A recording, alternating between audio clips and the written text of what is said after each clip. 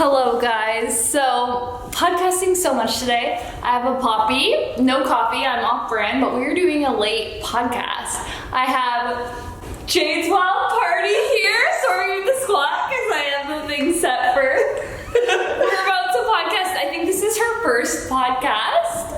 Honor. Your first one is on Coffee and a Good Vibe. This is the setup podcast here with Jade, all about her creator journey, her growth as an influencer, also a lot of stuff for like brands and businesses and founders, because you know I'm gonna go all into the business. So very excited.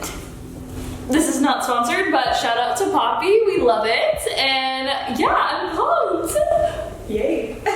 I'll share a little bit of a clip after this clip. You guys will see a little bit of the podcast. Yeah. But if you want to listen to the full episode, I will have that episode linked in the show notes. I'll have Jade's handle, Coffee and a Good Vibe, all that good stuff.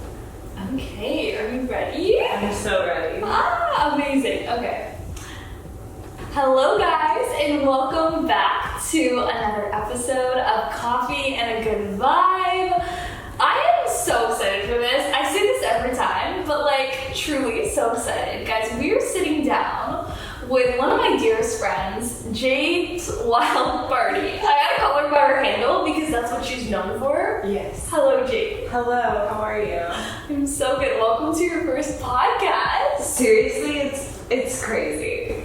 Isn't it? I'm like honored this is your first ever podcast. Yeah, I feel like it's just not something I've tapped into yet, so. And now it's hoping to start, because once you do one, then everyone is like on Instagram, they're like, she does podcasts? And then your DMs are gonna be flooded with podcast requests. I mean, I love talking. If you follow me, I just talk all day on the stories, so. We love it, and that's why you're here. Yeah.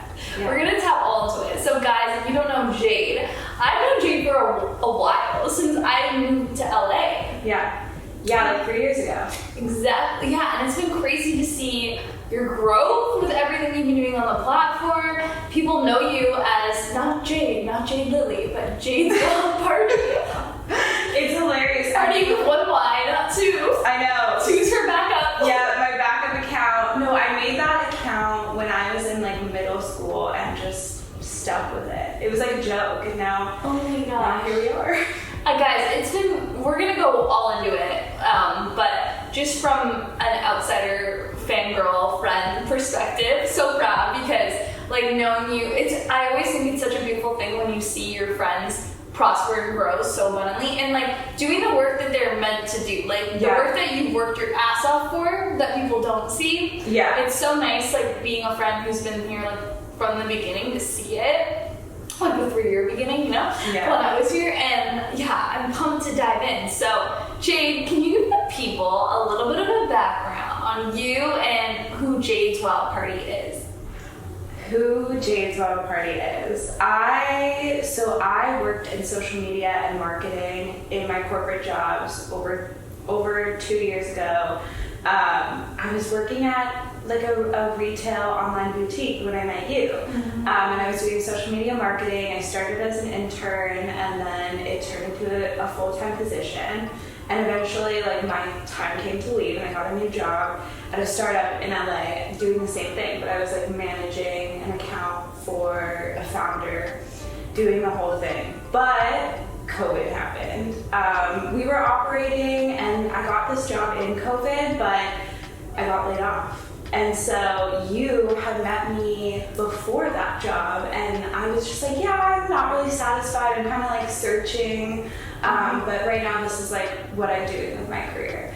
Yeah, and for context too, Jade was freelancing, like content creation for every small businesses. Every so often. But when I got laid off, you messaged me within the week that I got laid off and you said, hey, I don't really know if you do this or if you freelance, but would you be able to help me with some stuff for the podcast and for content creation? Yeah. And I said, well, I just got laid off, so now I do. And that's literally what started me doing consulting. Yeah. Yeah. No way. Yeah, you did not know that. I was just like, I hope she does this because she's so good at all the design, all the content creation, and it's also so nice to work with someone who just like gets it. The girls that get it. The girls that don't. We love a TikTok reference. Reference that one too much. But that is insane. Yeah, I never told you that. Oh my god, well, tea. Good to find Seriously. there. So then how did it evolve and grow from there? Because how did like the clients evolve? Because now you're doing it big time, and I know that even evolved into you being like a full creator, but how did it continue to skyrocket? Yeah, I was consulting and I was like a little lost, and like I kind of would reach out to whoever. I think at that point I had like 4,000 followers, and I posted a TikTok and I got a bunch of views, and that resulted in getting more followers on Instagram, but it wasn't like me posting like an influencer. And then one day I was just like, you know what, I'm creating all this content for other brands, like I'm just gonna post it myself. And I just started posting, and since I had like a social media background and I also worked with influencers on the brand side, I knew how to pitch brands. And I was just accepting gifting and posting because I knew that's what would work. And so I literally emailed a ton of brands every single day, getting gifting, and that's what I would do to get close to posting. And then I just started to get followers from there. Guys, also for context, this is recent.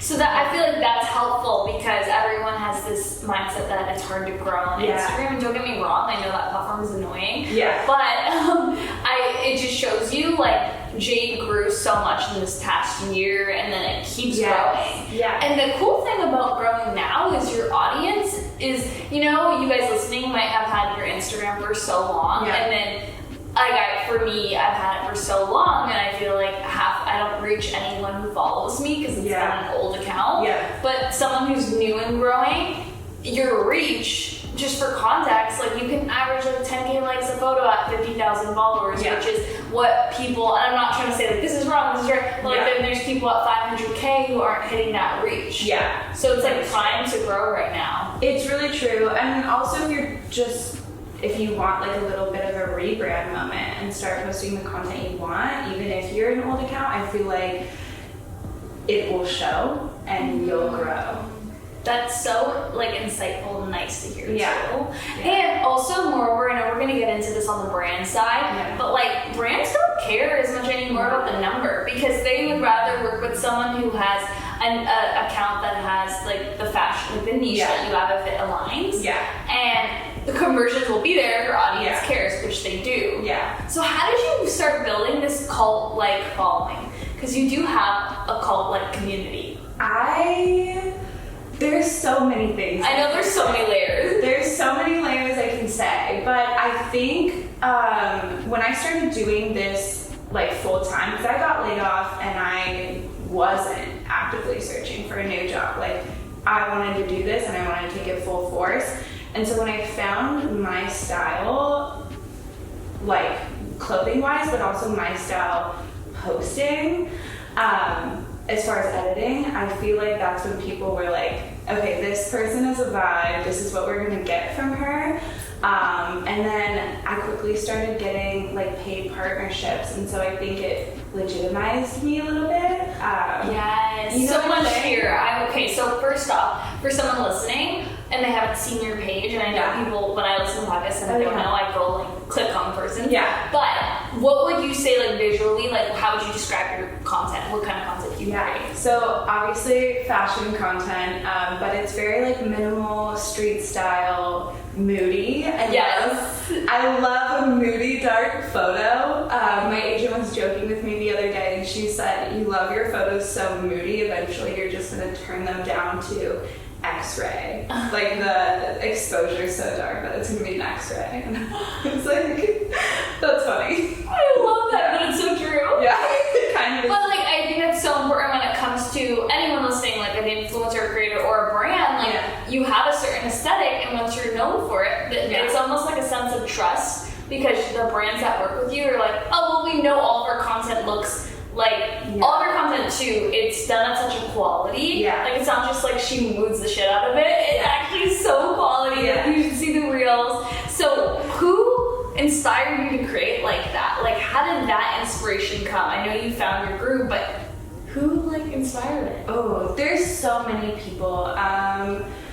As far as creators, it's so funny because I don't really know her that well at all, but Delaney Childs, she has such a cult following that I'm just so inspired by her, and we're obviously like different aesthetics, but like the way she works is really inspiring. I feel like she's always like just going and getting it and like doing something and putting something out there helpful for people, and so that's always what I kind of wanted to be. And then you had Megan Heaton on the podcast. Love her. I met her when I was working at one of my corporate jobs, and I was assisting on a photo shoot, and I just followed her ever since then, and we kept in contact, and she's always been an inspiration. I love that. One of the things, like, from just listening to that I want to point out is, like, every creator has their own unique angle. Yeah. And, like, I noticed with both of the ones that you listed, they both post a lot of content. We post a lot. And, like, you guys post a lot. But I'm just saying, also, if you're listening, you don't have to, like, find your own strategy. And I hope in this podcast, like, we're going to get into that. Like, find what works for you.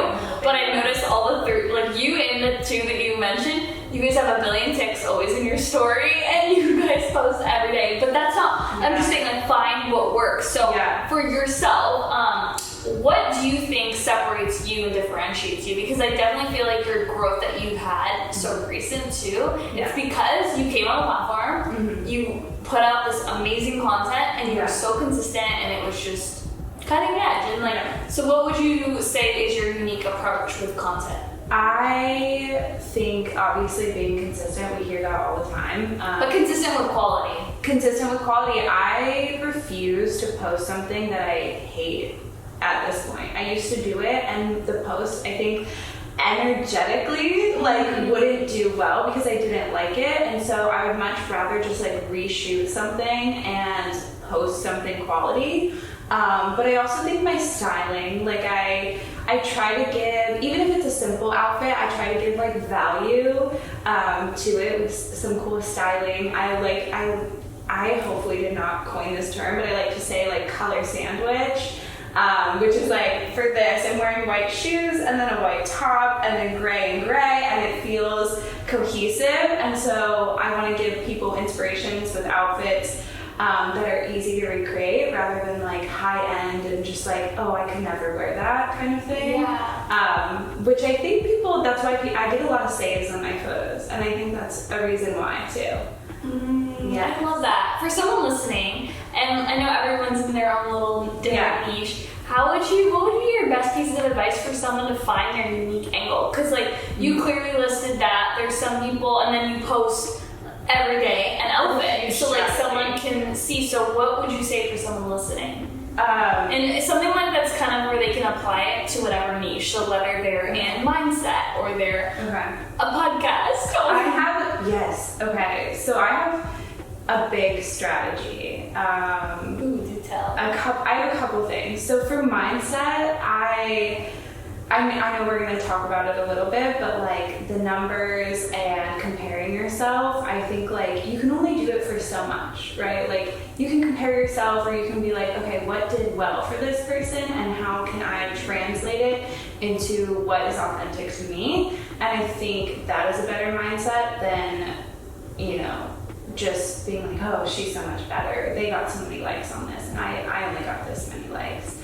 And then in terms of a strategy on Instagram, like literally I respond to every single comment on my photos, and I get a lot of comments. And I want my audience to feel like I listen to them, and I think that's why like the cult following comes, is because I genuinely try to like listen to people and talk to them. Any normal follower who isn't trying to be like a creator or someone in the industry that DMs me, I try to respond back and give them links or tips or anything. What if they don't? So what if I'm gonna like probe here? What if they don't have that audience though, and they want it, they crave, they wish they could? Yeah. It's like, Jade, okay, easy, I can respond to every comment, I get 5. Like, what if they're just beginning and they want to build up that audience that does comment and care? And like, what would you say from a content perspective for how they should approach their content strategy? I think honestly, if you're in fashion or if you're with skincare, like just pick out your 5 favorite pieces or products and start posting them. Literally, like aesthetic wise, like I feel like you'll come into like the groove of that, but like once you start taking pictures of it and sharing why you like things and why you styled something or why you're using it on your skin, even if you bought it, like that is a way to start for sure, because that gives the people that follow you something to try out. You know? I think what you said too, which is so important, is only sharing what you genuinely care about. And like it doesn't have to be 20 things, like 5 is perfect. Yeah. Because then no one, if you confuse, you lose. 5 things worth your content. But if you like really care, people can feel that energy. I think that's been my shift with social. I was like, you know what? I'm just only gonna post things I really care about, like topics I really care about. And I think everyone needs to just, whatever you give a shit about, like post it and post it hard and like be known for that message. Then I know depending on your niche, like visually, tips for a brand, a CPG brand that wants to start their digital footprint. Yes, they want to work with influencers, and we'll get into like influencer stuff, but like how would you approach a wellness brand or any kind of brand that's just beginning? So it's not a creator account, it's a CPG brand. What would you say for them visually to start doing or good? Honestly,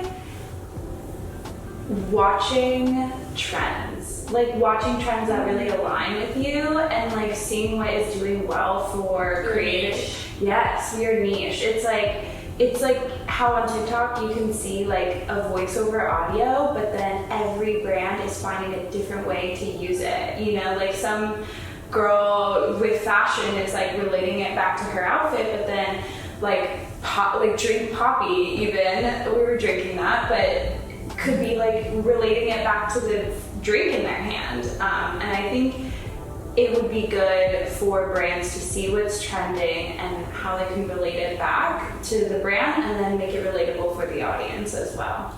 Do you think that within that, like it's good for them to just keep testing trends, or do you think they should have their own like 5-point pillar strategy? 100% you need to have like an idea of your branding and your marketing and like your aesthetic. You want to obviously stay on brand, and that's really hard to find, I think, for like new creators and new companies, and it's definitely something you have to test or work with influencers with. Yeah, because I think also with the demographic, I talk to this with brands I consult with, I'm like, speak to the demographic. Like don't throw like, you know, what's that thing like, don't throw silly putty at like a wall. Like you know what works. So it's like if you are a certain brand that has is trying to hit a certain demographic, look at like what those influencers like. Exactly. What they like, do research. Do research on the influencers, do research on your consumer. Like really just give yourself a bunch of knowledge on it, because it gives you clarity when posting. Yeah.